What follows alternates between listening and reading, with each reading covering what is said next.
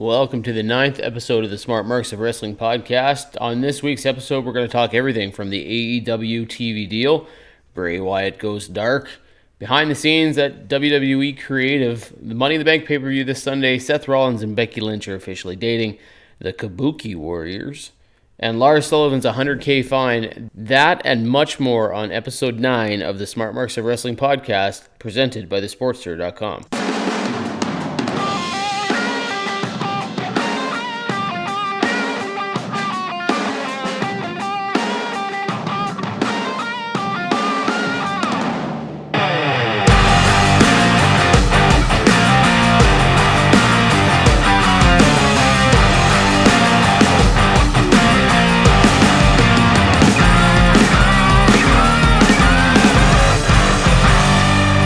Welcome back to another edition of the Smart Marks of Wrestling podcast. Jim Parsons here with your host, Brandon Sher-Cohen. Brandon, how you doing, buddy? Doing great, Jim. What's going on? Oh, not much. Just getting caught up from the Raw and SmackDown that happened in London this week, the WWE on tour. It was better shows, I thought. You know, the last couple weeks were not very good, and I don't know that I would classify these two shows as classics by any means, but they were a little bit, at least for me, they were a step ahead of what we watched last week. What'd you think? Yeah, the last 2 weeks have been, like last week and the week before, were both really rough. This week was, not anything to, super worthy of complaining about, so I was okay with them both. Yeah, I was actually able to watch the shows, Raw especially, considering Raw is usually the weaker of the two shows. I watched it all the way through, and I didn't find myself going, oh my gosh, this is so painful. And I can't say that I have had that feeling over the last few weeks with either show. I felt like I need to forward a lot of the action that's going on in the ring, but this week I didn't really feel that way. So that's possibly a step up. Not that I'm the only opinion here that matters, but there was some news that came out of both shows, or at least surrounded both shows. I don't even know where we should start. Maybe let's start with Money in the Bank. I mean, that is this Sunday. I can't say the WWE has done a fantastic job of promoting that pay-per-view and that everybody's really looking forward to what's going on, but there are a few matches on there. I guess the big development from Monday was that Braun Strowman is no longer in Money in the Bank. Sami Zayn has taken his spot, and they worked Strowman out of that match. What do you think about that? So I think that's the right call in general, having Sami Zayn in and Braun Strowman not in, because, he won it last year, Strowman. He didn't get to cash in and win it. I feel like he's going to be a champion one day, but I also feel like they missed the boat on the huge storm of popularity that he had. So at this point, there's no reason to just force it for the sake of doing it. And I think Sami Zayn, it's better that he's in this match and not just on TV every single week complaining about the fans, which was great and it is still great. But it's the same thing every single week to the point where you're saying, well, what's he actually going to do with it? Well, he's going to be in the Money in the Bank match. That's what he's going to do with it. I will say that my one complaint with that segment, again, is that why are Baron Corbin and Drew McIntyre even involved? I know they're involved because their stake in the match is involved. But why does every heel have to be involved with every other heel and every face involved with every other face? Do you remember a time in wrestling when there was, let's say, 2 or 3 superstars in a segment or in a storyline, and they were completely exiled from every other storyline that happened? Everything was very independent of each other. Now it's everything overlaps. Are you saying that on the build up towards a pay-per-view, Baron Corbin and Drew McIntyre have been working together in all their angles leading up to the show? Is that what you're saying? And they should have just kept these guys separately leading up to the show? Is that what you're getting at? Well, I'm saying they were involved in the finish with the Zayn match, right, to get him to the win. Oh, I see what you're saying. So why are they even involved there? I know, again, it's because they want Strowman out of the match. That's fine. But I just feel like they do this constantly to the point where I'm just wondering why. Why is there someone that's something that WWE has gotten away from, I feel, in recent years, is they've gotten away from the storylines and they've gone more towards the spots. And I feel like the storylines are so much better. Yeah, I'm wondering if it just has something to do with the fact that they feel it's best to create the buzz for the participants of the match leading up to the match itself, so that they keep them together so that you get an idea of what this traffic accident is going to look like when they all get in the ring together, right? Maybe that's their thinking when they do something like that. But I'm with you. I don't know that they necessarily need to do that. I just get the feelings that they haven't really gone full steam ahead. They've had so much on their plate and so much in the back of their minds with the superstar shakeup not going well and this wild card rule and the social media buzz, and we'll go there in a minute about like WWE creative and I think they've got so much going on that this pay-per-view has sort of just fallen by the wayside a little bit, and so they haven't really put the same kind of promotional effort into it, which sucks. And they got that Saudi Arabia show coming up right away too, so there's just a lot on their plate, and they've sort of dropped the ball with this pay-per-view. But I mean, there's some decent matches on there. Maybe we could really quickly run through it and go. I don't want to say necessarily match by match, but let's take a couple and predict a winner here for this Sunday. What do you think about Seth Rollins versus AJ Styles? I think Seth Rollins has to retain at that point, right? It's too fresh. I'm thinking that too. He's just gotten the title. Styles doesn't necessarily need it. They're already promoting Extreme Rules in a couple months, and Rollins is on that, advertised as a champ. I mean, I don't know if that means anything necessarily, but that's kind of the way they're going with that. So I'm with you on Rollins. What about Kofi Kingston and Kevin Owens? That one I'm really split on. I feel like Kevin Owens might take it. Because... But I'm really not sure. Just because I think they really want to get the title to Roman Reigns. I don't know. I was thinking that Owens was going to lose and then eventually take it. But the way they're booking this storyline, I really don't know. Which I guess is good, right? It's good as long as they actually build upon it. If it is really just a transition thing for Roman Reigns immediately, then I don't really understand why they even gave the title to Kofi in the first place, other than for the cheap pop. I would say Kofi should win and eventually drop it to Owens, who could then eventually drop it to Reigns.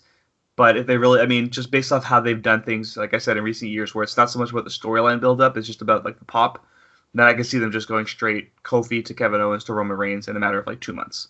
Yeah, even though I would do it over 6 months. I'm not sure on this one, other than to say, unless Kofi Kingston is being blamed backstage for the drop in ratings, because you got to blame somebody, right? And they're saying that his being the champion isn't pulling the numbers that a guy like Roman Reigns or John Cena or whomever has pulled in the past, then he's going to be the scapegoat on this thing, and maybe they'll do that. Outside of that, I don't think they want to take the title off of Kofi Kingston. I think they like the idea of him having it.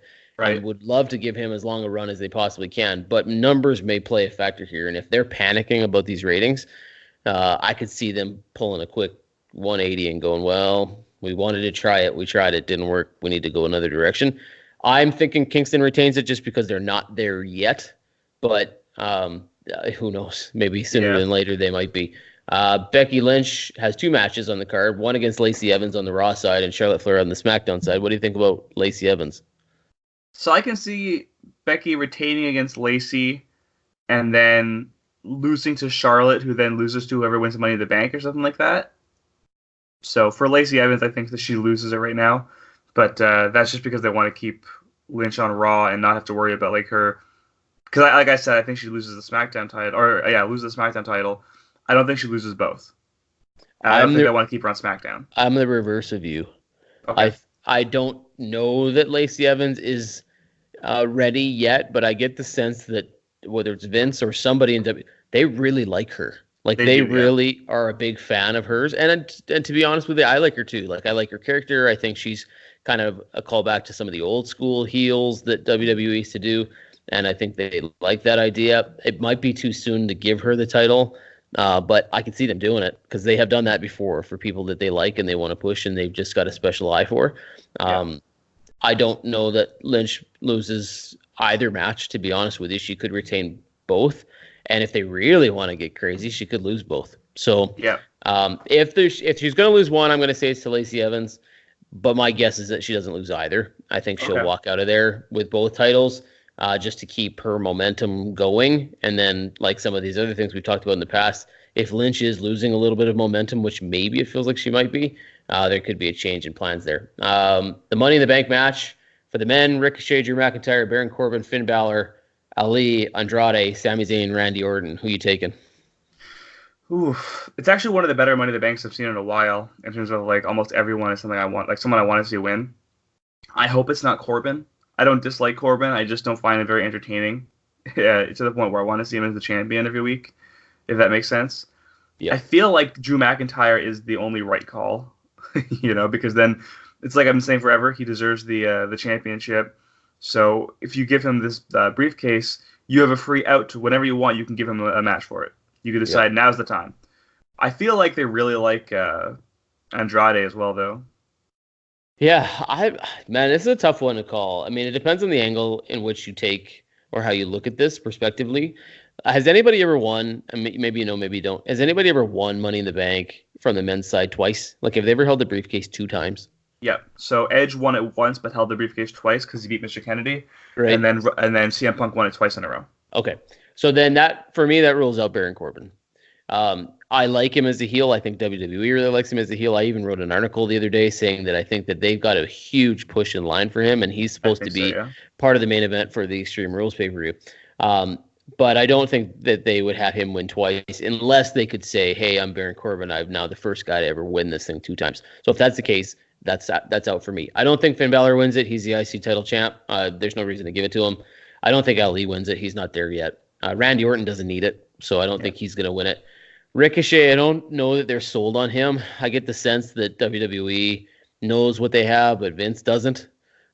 So he's 50-50. Sometimes he wins, sometimes he loses. I think they like him, and I think he will be a star even by the end of this year. I think he's going to be a massive star. I just don't know if he's going to be the guy to win it. Drew McIntyre, I think it's a good pick. Andrade, I would say, is my hopeful pick. But after the story I heard, and again, we'll talk about this in a minute, the story I heard about him going to Vince and talking about, hey, give me a push, and him turning around and saying, hey, learn some English. I just get this sense that they're not there yet, that they want and will eventually push Andrade because he's proven that he will put that time and effort in. But Vince is just not liking him yet. Right. Sami Zayn maybe is my pick. He's the last minute addition. Vince is speaking through Sami Zayn when it comes to these promos. I don't know that these are Sami Zayn promos, to be honest with you. I think Vince is just tired of hearing what he's hearing, and he's saying, okay, Sammy, go say this. And so Sammy's just really good at it.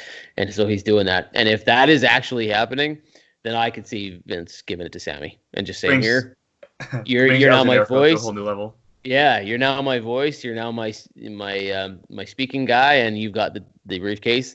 And to that credit, Sami Zayn is really good at being annoying. And if he were a kind of guy to hold the briefcase for 3 months, he would play that up like you wouldn't believe, and it would be fun to watch him talk. So, yeah, Sami Zayn is who I'm gonna take. I hope it's Andrade, but my pick will be Sami Zayn. McIntyre and then Balor would be my hopefuls, but obviously I don't see, like you said, I don't know why Balor would get it with the IC title. Yeah, I just don't know. They tend not to pick winners 2 times, and they tend not to pick champions to win them. At least that's from my recollection. On the women's side, Alexa Bliss, Naomi, Natalya, Dana Brooke, Bayley, Mandy Rose, Ember Moon, and Carmella. Who you got? I said before, I think Ember Moon. Yeah. I don't know why they would. I mean, Bayley could also get this push. I think Bayley wins it, but my pick isn't. Like, my hopeful is Ember Moon, yeah. Yep. I said a while back, and I'm going to stick with it, that Dana Brooke is my pick. She's my sleeper of the match.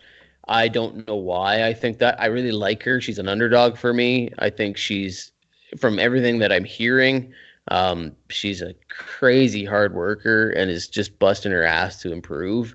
And at some point, WWE is going to notice that she's even in this match is somewhat of a fluke, because she's taking the place of Sasha Banks, really. And so I could see if WWE is mad at Sasha Banks and Dana Brooke is her replacement. Sasha Banks knows that Dana Brooke is her replacement. I like Dana Brooke. She should win it separately, not because of this, but notwithstanding, she might get the push only to be like, here you go, Sasha, for not showing up and we'll going home with your ball. Oh, by the way, we had you pegged to win this thing. Guess who won it now? Right? I could see that happening, and just out of pettiness, right? But I would pick Dana Brooke anyway because I like her. I think she's earned it. She's put in her time and stuff. But I'm with you too. I think Bayley's got a shot at this thing. Yeah. I also think Mandy Rose is a dark horse for this one. Yeah, I think they have something in line for her too. I'm not sure if it's there yet. I have a feeling that there's going to be something playing out between her and Sonya Deville first, and that they may have that battle where one turns on the other. And they fight that one out, and then Mandy Rose moves on to be more popular. So maybe it's not her time yet, but I see that too. Roman Reigns versus Elias. Who you got in that one? Roman Is Reigns. this even a contest? How can it not be Roman Reigns? Well, sorry, it could be Elias with interference, but I don't know why they would stretch the storyline out even further. So Roman Reigns. The Miz and Shane McMahon in the steel cage. Probably Miz. Yeah, Shane got the rub the first time. right? Yeah. They beat the snot out of each other, but Shane got the shoulder on top of the other for the 3 count. So yeah, the Miz gets his, even if they have to do a rubber match. But Saudi Arabia is Roman versus Shane, I think, is where they're going. So yeah, I'd give it to Miz. And then Samoa Joe and Rey Mysterio. I think Rey Mysterio takes it. Yeah, what are they, 1-1 now? Samoa Joe just wiped the floor with him at WrestleMania. Then Rey Mysterio came back and got a sneaky win. Is Dominic at this thing? He is, right? Yeah, I don't know. I don't really understand why Dominic's involved. Well, yeah, so weird. If he's part of this, he may be the deciding factor here. Whether he helps his dad or he turns on his dad That would be or pretty cool. whatever they might choose to do, I think Dominic is and will be the direction of this match. So I'll take Samoa Joe just because I want to see the turn and see what they do. SmackDown Tag Team Champions, new champs, the Planet's Tag Team Champions, Daniel Bryan and Rowan versus the Usos, which is now officially on the Kickoff Show. He goes from being the WWE Champion on the Kickoff Show. Who you got in that one? Bryan and Rowan. Yeah, me too. I can't see that happen. I'm going to guess that at some point Revival gets involved in that match. Tony Nese and Ariya Daivari for the Cruiserweight Championship from 205 Live, also on the Kickoff Show. I don't know why they would take the title off of Nese so fast. I'm going to go with Nese. Yeah, I haven't been keeping up with it closely enough to know that Ariya Daivari has worked his way up to a point that they would be considering giving him the title. That's all I know about it. So why take it away from Nese? The Women's Tag Team Championship, Iconics versus now the Kabuki Warriors, Asuka and Kairi Sane. Who you got here? The Kabuki Warriors, even though I think that the Iconics should keep it for a long time. Yeah, I think the Iconics are going to keep them, but I don't know how. Like, I see the push that they're doing for these two, for Asuka and Kairi Sane, but I just don't think they're ready to take it off the Iconics yet. I think WWE likes them. They're entertaining. Even if it's not on TV and wrestling in a ring, they seem to like what they're doing backstage. So, yeah, I mean, we got a couple different picks here. That's good. I guess what else can we talk about heading into Money in the Bank? I mean, we just touched on it last. Let's go there. This Kabuki Warriors thing. People just chewed this one up on Tuesday night. And, I just wrote an article today that you could check out on Wrestling Write-Ups, but they chose their own name. I know we're so quick to judge and say, oh, Vince, what are you doing? I mean, after the Viking experience, how can you not think that? But this is not Vince. I mean, the Warriors part might be Vince, but the page has come out and said on social media and in a video that these girls wanted to be called the Kabuki Girls. And Vince was like, nah, I don't think girls. Let's go Warriors. So they settled on Kabuki Warriors. So we don't get to blame WWE for this one. It's on Asuka and Kairi Sane. So can we really say, hey, what are you doing, when all we ever do is complain and moan that the WWE talent doesn't have enough input on their own creative direction? Well, this is them. What did you think of the name? Were you as taken aback by most people were? Yeah, I mean, I thought about it for about 3 seconds, then I said, okay, whatever. It's WWE, right? Like, I really don't care at this point what they're going to name a team. The Viking Warriors, the Viking Experience, War Raiders, War Machine, right? It just, there's no point in even worrying about it. Yeah, I think the big thing for most people when they saw this name was they just translated the word kabuki and the fact that these are two Asian American women and said, hey, oh yeah, that's nice and racist. Like, that was the one thing. And this just coming off of the Lars Sullivan stuff. People just automatically jumped to a conclusion here and said, well, yeah, sure, you're fining this guy all this money for the things that he said and putting him in sensitivity training, and then you turn around and you name a tag team.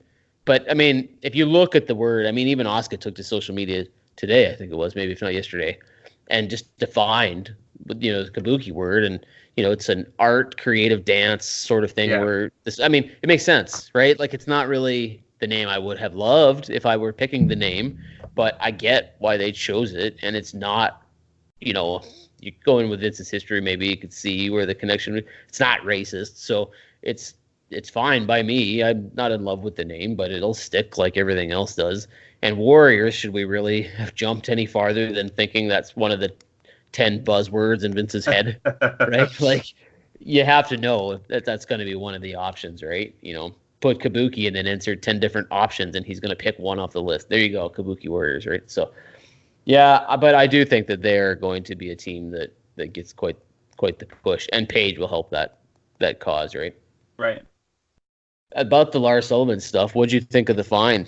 We talked about it a little bit last week, and thought that if he kept opening his mouth and saying stupid stuff, that his leash was only going to be so long. Well, they fined him $100K for the insensitive, racist, homophobic, and bigoted remarks that he made on the internet a couple years ago. That didn't go away. WWE was hoping that it would be swept under the rug. It didn't go away.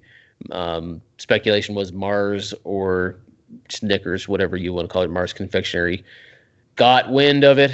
A fan pointed it out to them. They didn't like it. Reached out to WWE and said, "What are you doing about this thing?" WWE felt like they had to do something, so their solution was $100K fine and sensitivity training. Is it enough? Yeah, that's a very good step forward for WWE. It sucks that it had to come down to some sponsors saying, "Hey, what's going on here?" But maybe they weren't aware of it. I find that hard to believe because, I mean, when someone addressed it to Big E, he said, many are aware of it, kind of deal. So WWE should have known about it. It's somebody's job to know about it at the very least. And if they didn't, then that's on them. So let's say they did know about it and a sponsor had to say, "Hey, what's going on?" for them to act. That sucks. The fact that they actually took action and said, "Hey, here's a $100,000 fine and sensitivity training," for a guy that he's very new, right? The guy's not making a lot of money at this point. There's no way he is. So it's a very hefty fine by any standards, even if he was making a lot of money. $100,000 is a lot of money. And the training is very good considering, WWE has a very clear perceived race issue. I don't want to say they do have one or they don't have one because we don't know what goes on backstage. We don't know how Vince actually thinks. But obviously there's the mindset that WWE is, not WWE, but like Vince McMahon's mindset is kind of old school and he doesn't really know, or he's not very, his fingers not on the pulse of what's happening in 2019 for a lot of things. So I think that this is good. It's good to kind of set the precedent. And for the future, like I said, the precedent is set. So people are going to know, hey, if you step out with any kind of, remark that's discriminatory or misogynistic or bigoted or whatever it may be, well, guess what? Here's a $100,000 fine and here's sensitivity training. Yeah, it's a tough spot to be in too, I guess, if you're WWE. In a way, I feel for them because if it's on the internet, it's coming out at some point, right? Like it's 2-3 years old, these comments, right? And if they knew about it, and I probably believe that they did, somebody knew, and like you said, Big E pointed out that they knew. Yeah. But what do you do if you're WWE? Like maybe you fine Lars already. You go, shoot, dude. Like, why would you say such a stupid thing? This is going to become public. It might not become public next week. It might not become public next month, but it will become public. And at some point, we're going to have to answer to this thing. So we're going to fine you now. Do you do that? And then say, hey, we fined Lars Sullivan for comments he made on it. Because if it doesn't come out for 6 months to a year, or it doesn't, it's not a big deal, then you just drew attention to yourself. And so that's a tough spot to be in. And I can understand why WWE doesn't want to do that. But I also understand that if they don't do something and they don't preemptively say, hey, we caught wind of this, we saw that he made these remarks, we do not tolerate it, this is what we did. If you don't do that first and it comes out, it takes less than an hour before you're looked at as the company who didn't do anything about it, right? So that's a tough spot to be in, right? Like Lars has to know that you can't do this today. Like this is the kind of stuff that just does not stay quiet. And if you're going to say anything on the internet, you better be smart enough to understand that it doesn't disappear. You might think it's gone, you might think it's hidden, but somebody will dig it up because you are popular enough that people want to know about it. They're going to dig around you. They're going to go back into your old tweets. They're going to go back into your old posts on social media forums or whatever, and they will find it, and they will point it out there. And the fact that everybody seemed to know and they were working with this guy, yeah, I'm curious as to what those conversations were like backstage, like if they had to, approach the subject, if the guys like Big E are just aware that this sort of stuff exists and he's been dealing with it his whole life. It's hard to know, right, what's going on. But yeah, I agree with you. 100K, it's not necessarily the punishment that I am loving because I think it's a big deal what he did, but 100K is not a small amount of money for him. Right. He will eventually make millions, but now he's probably not. Right. And he just came out of, NXT where that might be a lot of money for most of those NXT guys, right? Like there might be a couple guys down there making that kind of money, But they were like already established before they went to WWE. This guy is like a homegrown talent for them, right? yeah. So Yeah, so I still think his leash is going to be pretty short, and if it's ironic that on SmackDown he didn't say a single word in his promo. I know that has nothing to do. One has nothing to do with the other, but I got a little chuckle out of that because the guy has been fined and in trouble for things he said. Well, the next time he's on TV, he doesn't say anything. It's like I like that though. I mean, I agree with you. I don't think it's related, but I also thought it was the perfect way to handle it. I don't think he should talk like ever. Just leave him as a monster. Yeah. Yeah, I mean, at some point he'll have to say something for a while, though. Create the silent buzz around him if you have to, and I don't want anything ever. I don't think he ever needs to speak. Well, I don't know how you're going to get away with that and have him be a long-term character. At some point, people have to change. Kane had to take his mask off, or couldn't speak with that little device on his neck, or Undertaker had to say more than rest in peace. Like everybody's got to evolve at some point. There's going to be a time that he's going to have to evolve at some point and say something, right? You could even avoid it for a while by giving him a advocate like a Paul Heyman or somebody. But at some point, if they want him to be a star, even somebody who goes on to work outside of the company on behalf of the company, then what's he going to do? Take movies where he doesn't say anything? I mean, he's got to have to say something at some point, right? But yeah, you're right though. He can get away with it for a long time. Yeah. Another thing that I thought you liked that you thought that was pretty cool. One of the things I thought was extremely cool and was not at all expecting was the Bray Wyatt video. So good. Jesus, like what?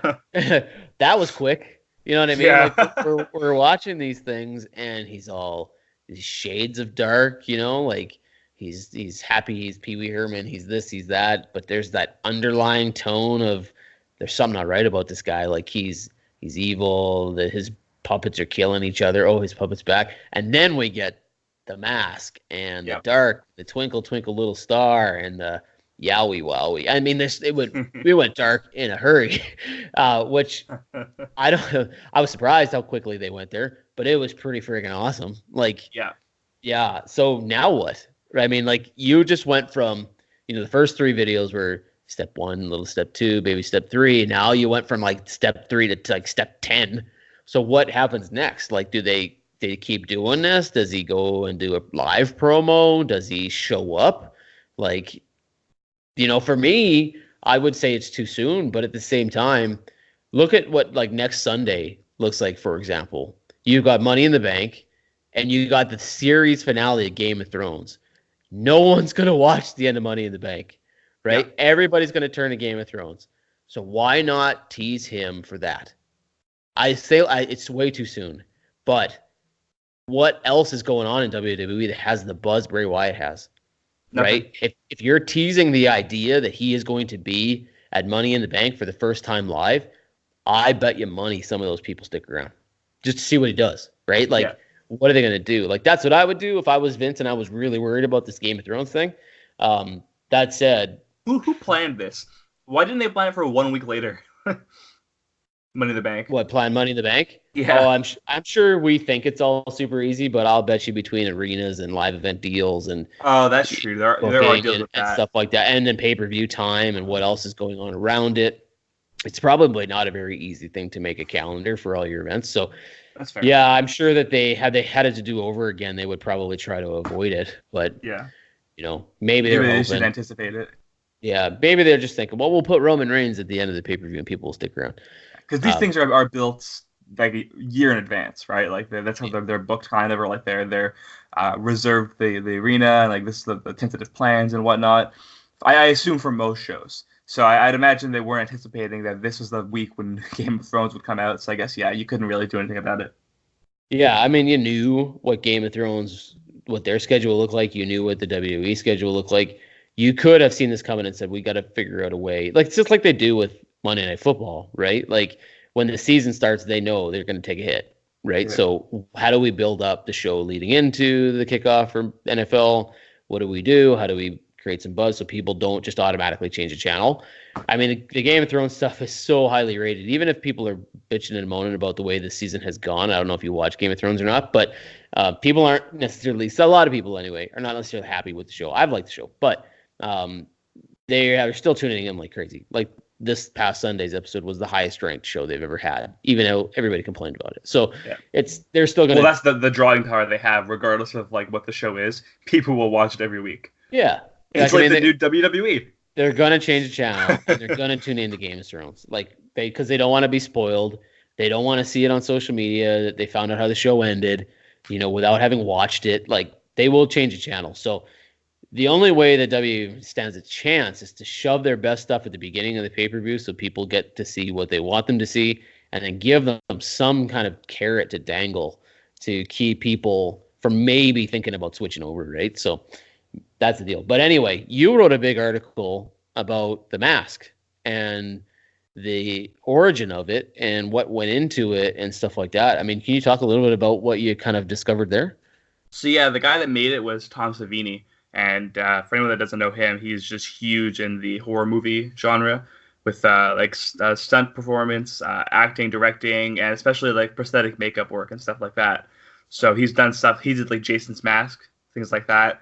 He's done a lot of George Romero stuff. So Dawn of the Dead, Day of the Dead, Texas Chainsaw Massacre 2. So he's very involved with that genre. And I think that if WWE is going to really push Bray Wyatt to the moon like they're doing right now with this character, they need to make sure that everything is done perfectly. And through 3 segments that we've seen, I think that it's 3, right?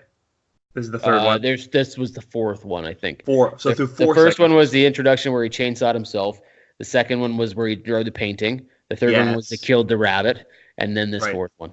So through 4 segments, I think they've done it perfectly.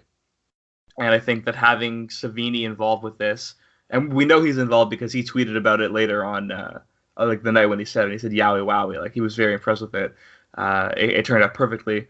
So basically, Bray Wyatt, for anyone that didn't see it, came out with this like just demonic mask and a ring attire that I can describe as like Alexander Wolf's old ring attire. It's pretty much. Yeah, he almost looks like a mixture between the Joker and Kazarni. Yeah. Do you remember Kazarni, the guy that was supposed to be like, which I was really sad never got a push, but he was like that carnival freak. He has those kind of pants on and the long trench coat and the crazy mask. And when you see those robbery suspense thriller movies where the bank robbers come in with these crazy masks on, it's kind of like that meets a crazy nightmare, right? Yeah. So basically it was just like very well done. It looked very menacing, and like you said, it came out of nowhere. Like we couldn't have seen this coming 4 weeks into the character to where he already turns evil. But I wouldn't say that he's fully evil. I would say that he has 2 sides. That because he teased it, he said he can control it, the dark side of him.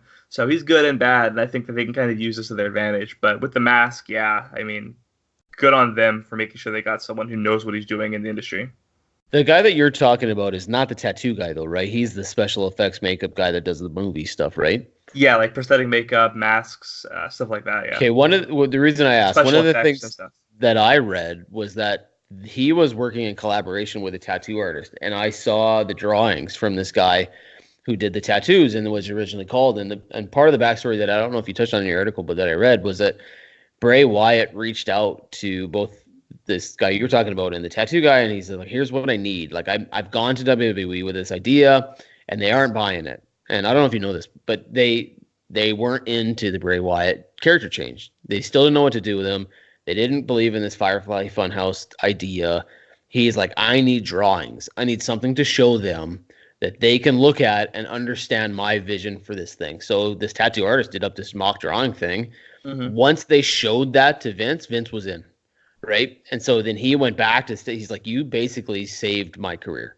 Like, I was not going anywhere. I had this idea that I've been working on for a long time. I was trying to pitch to them, and they weren't buying it. And you basically drew my longevity here in WWE. And then when the vignettes started coming out in the videos, he was keeping up with this guy and going, we have changed wrestling. Like, we have done something here now that could change what this industry looks like on our side for WWE.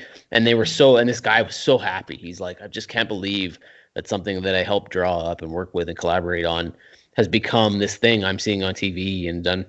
It was a really cool story. Like and it goes to show you too, right? Like Bray Wyatt, and I said we'll talk about this, and we will in a minute here, is known as a guy who backstage is just like a genius when it comes to promos and idea creation and creatively. I hope when he's done wrestling, that there's a job just waiting for him there, because apparently he sits down with anybody who will ever ask in that company in catering, is like, hey, you tell me what your problem is, I'll see what I can do to help you, right? Like, he's just the guy everyone goes to, and creatively he's just a pure genius. So when he reached out to these guys to help him with this idea, they were super excited, right? They're like, oh man, Bray Wyatt's gonna hit this thing out of the park. Yeah. So it's just interesting to see that a guy that creative and that everybody looks up to still has trouble convincing WWE to go with his idea. And then he needs these things to have it happen, right? So yeah, it's a shame. Yeah, but it's cool. I mean, it's turning out, right? Like it's Right. it's happening now, and they're making these videos. Yeah, and I'm with you. I don't think he's full on dark yet, but now we've seen what the dark side looks like, Yep. and it's pretty cool. I'm touching on it now, so let's maybe go in that direction. There's, and I don't know if you heard it, but PW Torch is a podcast, a very popular podcast that Wade Keller hosts, and a guy called in to his show this week and was friends, and I don't know who this guy is, and he didn't give a name, and he didn't say the names of the creative writers he was talking to, but he's really like good friends with a guy who's not very high in the totem pole in the creative writing team, but works for WWE. And they were out with two other people who also work for WWE, and this guy laid into WWE, like provided all sorts of crazy details about what these three writers were saying in confidence about how it is to work for WWE Creative and what it's like to work with Vince McMahon. And the reason I'm going here is because we talked about it a lot last week. We said, how bad the writing is and how bad the shows have been. And I guess what I'm getting at here is that maybe we owe the writing team an apology, because it's not the writing team, from what this guy says. These guys are busting their ass to come up with ideas. And he says that they have some crazy good ideas, like tremendous ideas that they've written 3 months out, 6 months out, are supposed to last a whole year. And they have all these ideas that they presented to Vince, and he just changes them. Like, yeah, well, I thought we expected that to be the case too, because it seems like everything's so last minute. So there's no way the writers don't have things planned. I mean, we knew it was Vince who was the final say on everything, and that if something was changed, it was because he changed it, right? And we called this whole wild card thing a throw, but that was one example that he used. He said that Monday morning there was no wild card rule, like it didn't exist, and he just made it up that afternoon, which totally explains why he went from 3 to 4 to, well, we'll let people come over, and the rules just changed on the fly. Like, it was made up on the fly, and the writing team doesn't even know about it. Like, they wrote all the superstar shakeup months in advance. They had heels planned out and baby faces planned out, and guys moved to a certain show, and they had worked in the contracts with Fox and NBC in terms of who went where, because Roman Reigns was promised to Fox, stuff like that, right? They had it all planned out. They'd worked months on it tirelessly, and then Vince just said, I don't want to do that, and changed it, and didn't tell them. So they're watching this stuff on TV as we're watching it on TV going, what the hell? Like, we wrote all this stuff, or we had this really good idea that was greenlit, and it isn't even on the show anymore, right? And he's like, and they said the most frustrated person in all of WWE is Triple H. Yes, he is dying. Like, he is just like, I don't know what to do. I've talked to Vince. Shane's talked to Vince. Stephanie's talked. He doesn't care. He just is like, nope, it's not your turn yet. I'm still running the show here. And he is just heartbroken for his NXT guys that they're being called up, and Vince doesn't even know who they are, and he's just taking one look at them and going, okay, well, you'll do this and you'll do this, and Triple H is just constantly back there going, I'm sorry, like, I wish I would have known, or I'm trying to do my best, and he's just constantly consoling these guys, trying to make them feel good about the fact that they're not on the main roster, but nothing that they had planned out is going the way they wanted it. I mean, it's crazy. It's like, how long before people are like, dude, what is Vince doing, right? He's never going to quit.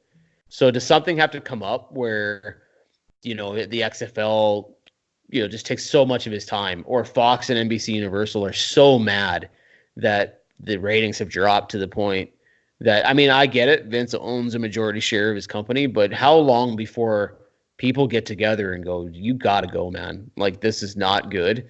You cannot run this thing by yourself, and you have proven it week after week after week, and the ratings keep dropping week after week after week because you can't decide on anything, right? I don't even know where to start with that, man. What's your take on that? I feel like we've known this for a while, and now that it's kind of like, I don't want to say confirmed, but like now that there's actually some kind of like credence behind it, it's real. It's just unfortunate because we know that the show has so much potential, or both shows, like I'm saying, WWE as a whole really has so much potential, and just Vince McMahon is so stubborn, and that's all it is. Yeah, the guy is the smartest, genius in the industry's history, but that doesn't mean he still has it now, right? You don't have to have it forever. There is a time when you're past your prime and you just don't get it anymore. And the wrestling landscape has changed, and there's a reason why people like the Young Bucks and Cody Rhodes and Kenny Omega get over. So, and I mean, even like you can look at Gallows and Anderson and a lot of the people in NXT and like WWE that came over from Japan and Ring of Honor and stuff. They got over by themselves because they understand what the wrestling landscape is right now. Vince just doesn't. Guys like Randy Orton, they don't. The old school guys, we had Greg Valentine on the show. He doesn't seem to get it either. Like they have like the very old school mindsets where it's just, well, I understand this is how it was in your day back in like, the 80s, 90s, let's go even further, the 70s. It's different than it was then as it is now. Like you can't keep looking at things the same way and saying, well, this is how it works. And you can't look at shows and say, well, we're kind of done with building up storylines for, a month, 2 months, 3 months, 4 months sometimes. We're going to just say we're going to book a show and this match is happening just because. And then on Raw and SmackDown, it's going to be the same 6-man tag match every single week, or the same tag match, the same one-on-one match with the same people involved. It doesn't make sense. It makes sense now when you look at it that way. You say, well, of course Vince McMahon's going to keep booking the same matches. It's because he has no idea what he's doing with things 10 minutes before the show starts. He just last second says, oh, you guys are going in a match together. Yeah. I honestly don't think he thinks they're a wrestling company. Yeah, like no, he doesn't. We talk about AEW, we talk about these other guys, TNA and Impact and Ring of Honor and New Japan, and these guys who get popular. I don't think Vince thinks that they're a wrestling company. I think he thinks that they're an entertainment company, like a TV show, an attraction. I mean, and nothing speaks more to me than bringing Goldberg back. Like, he's the attraction for the Saudi Arabia show, right? Yeah. Vince looks at and if that weren't the case, there would never be, like, one of the things that this guy talked about was this whole revival Usos thing. The only reason it is even remotely happening because Vince thinks it's funny. Yeah. Like, he thinks the idea of making fun of somebody because they're shaving each other's back, he thinks it's hilarious, right? It has nothing to do with wrestling. Absolutely nothing to do with wrestling. And he thinks it's funny and it's entertainment, so it's worth putting on TV, right? That's how the writers are being told, hey, we aren't a wrestling company, so here, pitch me your ideas.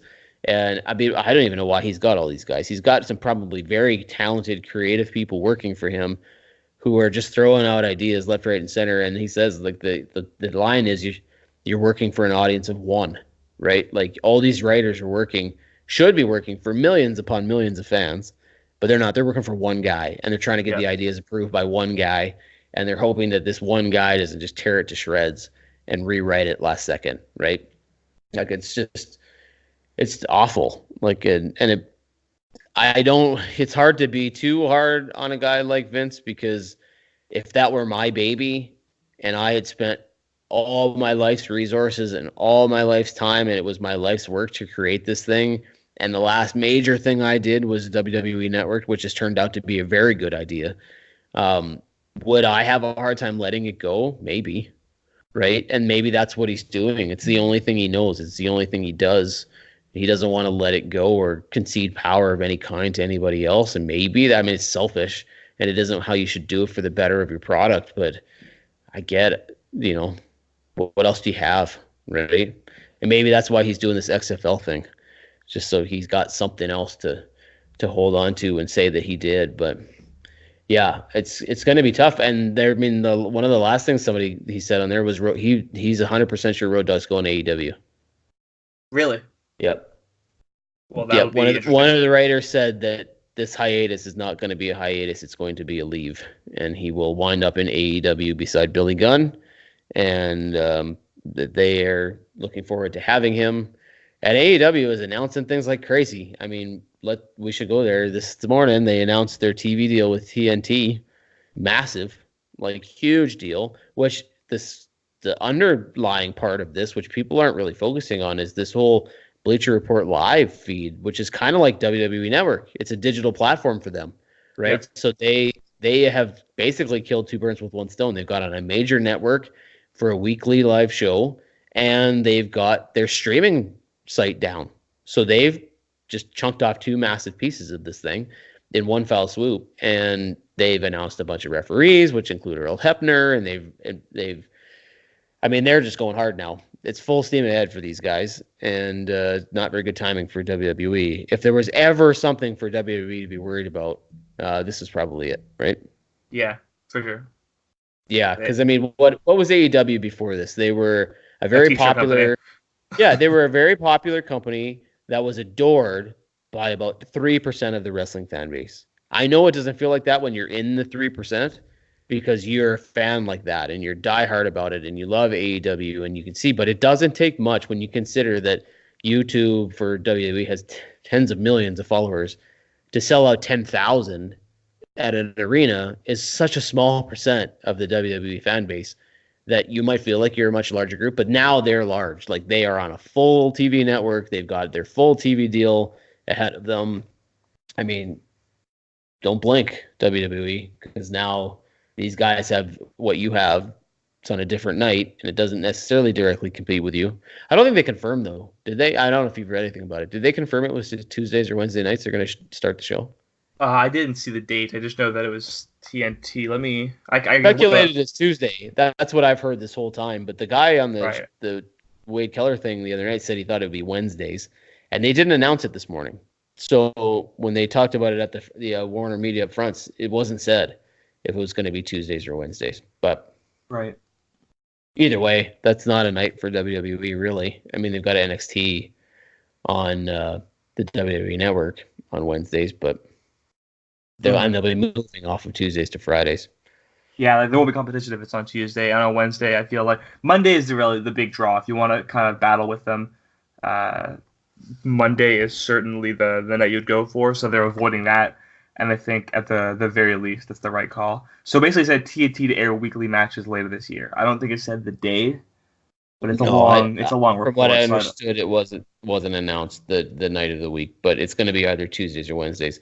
Okay. And they're doing some pretty cool stuff too. I mean, they're keeping stats, so they're going to be like, boxing, wins versus losses matter, how you win, knockout, submission. They're going to keep all those stats for guys, and they're going to talk about them during the show. Right, so they want it to be that when a guy comes in, like a UFC fight, his record is 37-5, versus a guy who is 31-12. Like, they're going to be talking about all that kind of stuff and referring to their guys that way, is from what I understand. So that'll be interesting, because I don't think wrestling's ever really done that before. Yeah, I think they should. And Cody Rhodes talked about this too in the build-up. He said that wrestling should have the AEW wants to have the wins and loss record count, and I think it should. Not so much to the point, because I know obviously it's predetermined, right? Like, if someone wins 75 matches, that doesn't mean they're better than the guy who loses 75 matches. But they're basically saying Jinder Mahal is not going to lose 25 matches in a row and then become the champion. Like, he's not going to get a title shot. Right. So I like that they're going to kind of build it properly. Hey, this guy won 6 matches in a row.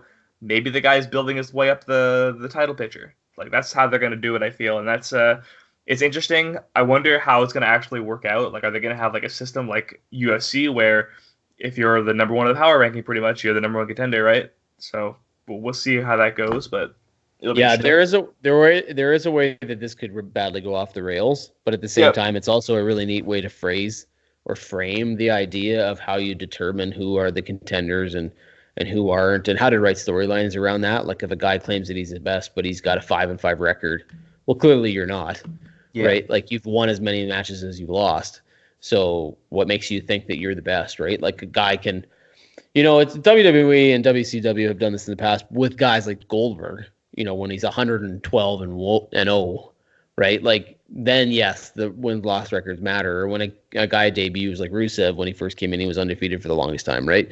They talk about stuff like that, but once the guy loses a match, it just goes away.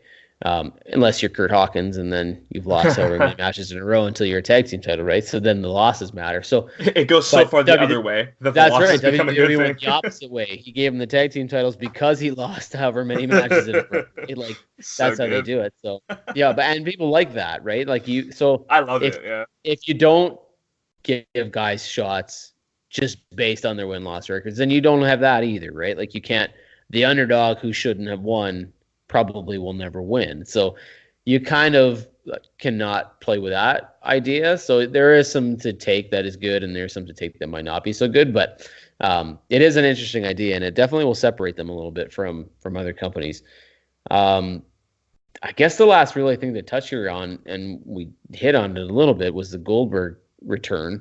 We knew he was coming back. We didn't know until this week that he is officially facing The Undertaker, 15 years too late. Is this a big enough attraction that you'd be interested to watch it because it's really never happened? Or are you like, why would I want to watch this thing? I mean, I'm gonna watch it, right? Like, why wouldn't I watch it? But I'm excited for it. But I think Goldberg has to win the match. Right? He's not gonna go in there just to lose unless they give him a very, very significant payday. Not that he's already getting a very significant payday. Yeah, from right. what I understand, it's in the millions. Yeah, I mean that doesn't surprise me at all. I mean, they can both come out with a win, and it wouldn't bother me either way. Really, this match has no standing on anything that's going to happen, and I think that's what they want. I think for the Saudi Arabia show, it's better to just make this a what's the one thing that's actually come out of these matches that matters? The Best in the World tournament that led to this feud with Shane and The Miz. Other than that, what's happened in a Saudi show that's really stood out to us is huge. Braun Strowman won the greatest Royal Rumble with the trophy, and then the next day they got rid of the belt. They gave him a belt, and it was never seen again. Right? There you go. Clearly, whatever they're doing, they don't care. Yeah, right? So this is perfect. It's not an actual belt. It's not an actual. No one cares, right? DX versus Rose of Destruction, right? You don't need any kind of long-standing story for a match like this. You're just trying to get the money from Saudi Arabia and run. That's pretty much what they're doing. I mean, the entrances are going to be 3 times as long as the match. How do you? In between Goldberg's walking through the stuff and Undertaker's big long whatever, if Undertaker loses, it'll be a spear, boom, boom, over. And if there's a no contest, which I maybe could see, because do you really want Undertaker to lose? Just guy signed a new contract. Goldberg ain't sticking around. But would Goldberg agree to come back to lose? I don't know, right? That is the only thing that's even remotely intriguing about this match for me is who do you pick? Yeah. They both can't really do anything, but Goldberg can last for about a minute, and he looks like he's full speed. So, I mean, is that all they'll do? It's really going to be hard to tell. But, yeah, the other matches I saw sneaking out were, Seth Rollins versus Drew McIntyre, Shane versus Roman Reigns. Yeah, there's some stuff finally starting to sneak out about that pay-per-view, but it's going to be really long and really whatever. Yeah, it's just happening so soon, after Money in the Bank as well. It's just, I feel like we're going to have such little build-up for it because we had Money in the Bank so close to it, and they haven't even talked about Saudi Arabia yet, really. Well, and they won't. I mean, if you saw the posters, they haven't even remotely said the name Saudi Arabia anywhere. They won't talk about it on... Yeah, they won't talk about it on the program. They'll say Jeddah, but they won't say Saudi Arabia. They'll talk about the guys in the 50-man battle royal, but that'll be it, right? And they'll have to be. I guess I'm looking forward to some of the people who show up in that. There's always a surprise, right? Somebody they call that you haven't seen in 10 years who shows up and is part of that 50-man that group. So I guess a Royal Rumble, that's somewhat intriguing, especially with things right around the corner with AEW. We are all wondering who might be going there, right? So if they show up at the greatest or not. The Super ShowDown, will they have anything to do with AEW? That'd be interesting. So I guess there are some things that I could remotely sink my teeth into for the show, but otherwise it's not going to be terribly exciting. Yeah. What else are we missing, man? I think we covered a lot of ground here this week. We went over the TV deal, the Bray Wyatt stuff, the creative, Money in the Bank, Seth Rollins and Becky Lynch. I suppose we didn't really touch on the fact that they're now an official couple. Are they the power couple of WWE? I mean, Triple H and Seth McMahon will always be the power couple. That's right. But yeah, no, you got the world champion on both the men's and the women's division, right? So. Yeah. Well, and there are a lot of bloody couples now in WWE between Charlotte and Andrade, Becky Lynch and Seth Rollins, Naomi and, is it Jay or Jimmy who she's with? Yep. There's a ton of them. There's a ton of them, right? it's just a hookup central, but hopefully it doesn't affect their in-ring product stuff. Yeah, talked about the Kabuki Warriors, the Lars Sullivan stuff, Undertaker, Goldberg. I mean, we covered a lot of ground. So I guess the only thing really left is to tell people where they can find us and listen to us. You got a list handy of all the podcast platforms. I mean, our home is anchor.fm, and the sportster.com is a producer of this show. So you can go to thesportster.com to listen to it, anchor.fm to listen to it. We are on Google Podcasts. Where else are we at? We've got like 7 or 8 different platforms now. Yeah. Right? So Anchor, Apple Podcasts, Google Podcasts, Spotify, Breaker, Overcast, Pocket Casts, and Radio Public. Cool. So yeah, I mean, help us out. Listen to it, share it, download it, subscribe to it, comment on it, rate it on iTunes. Give us a rub, put it on your social media accounts, and let us know what you think about the show, because we're definitely having fun doing it, but trying to build our audience over time, every time. And I do have, I don't even know if I told you this, I have a special guest coming on for next week. Ever heard of Chris Van Vliet? Yeah, of course. The YouTube star sensation that gets all the interviews. We're doing an interview with him on Friday. Yeah, so that'll be really exciting. That'll be cool, because that guy has seen and heard a lot of stuff, and he always seems to get some very cool interviews out of his guests, and there's always some nuggets there that are fun to watch. So I'm excited about having that conversation with him on Friday, and we'll make sure that we air that on next week's show. So I hope you have a chance to join us for that one on Friday there, Brandon. And for everybody else, thank you until next week. This has been another edition of the Smart Marks of Wrestling podcast presented by thesportster.com. See you next week.